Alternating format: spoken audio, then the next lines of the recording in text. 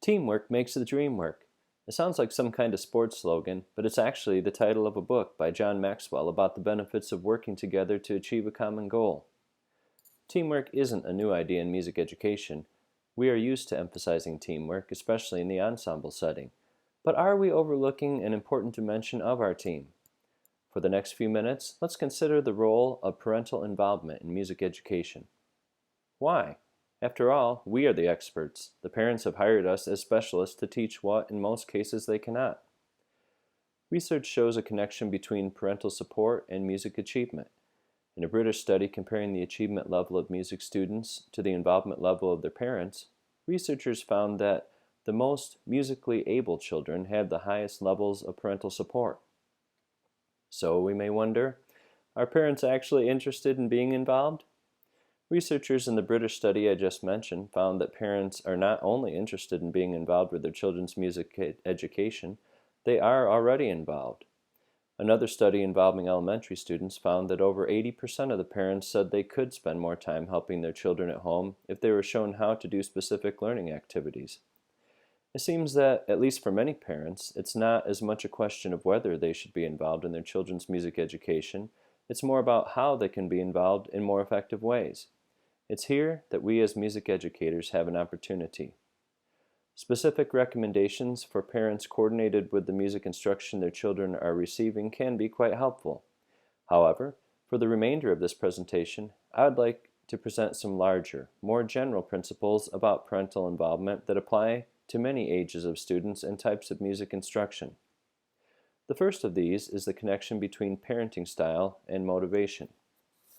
Research has shown that motivation can be a huge part of a child's success in music, and parents can help to nurture that motivation. When thinking about motivation, parenting style is important. In a case study examining the role of parental influence in music education, the researchers found that parenting style is not only key in terms of availability of parental support, but also a key determining factor in the child's overall motivation level to learn an instrument. So, what parenting style best encourages educational growth in children?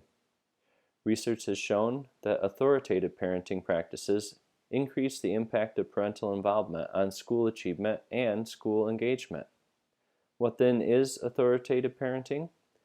Authoritative parents provide external motivation as necessary, but also seek to develop intrinsic motivation in their children. You could say they find the right balance between being slave drivers and being uninvolved in the music education process. Parents can be especially influential in the area of expectations. In multiple studies, the parental involvement characteristics of helping their child develop high expectations correlated with higher achievement. An authoritative parent has high but realistic expectations for their child. They also work to help the child set and reach their own expectations. Research also demonstrates that it is important that parents are aware of how their attitudes about their children's musical ability and accomplishments affect their children. In my own teaching, I've often observed how parents make judgments about a child's musical potential based on heredity or achievement. They might say something like, "Dave has some real talent in music. He takes after his grandpa Ned, who played trumpet in his high school band. But poor Jenny, she can't carry a tune to save her life." We as music educators can be a great help in setting high but realistic expectations by communicating the results of valid music aptitude tests as well as our own personal observations to the parents. It was always a special delight for me to find those students who, for one reason or another, had not yet achieved much musically, but whose music aptitude scores showed they had good potential. I remember one student who I taught from kindergarten through his senior year in high school in general music, band, and choir. He had a husky voice as a child and had trouble finding his singing voice and matching pitch. However, between his freshman and sophomore years in high school, something clicked. Starting his sophomore year, his achievement began to match his aptitude.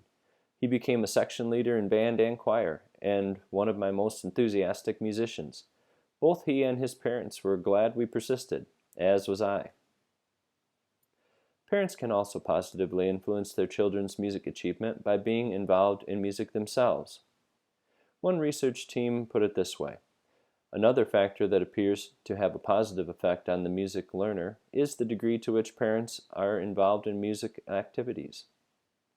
Finally, one of the most important ways we can benefit from parental involvement is by seeking parents' input about their children's music education. Parents have a unique perspective of their children which can inform better teaching.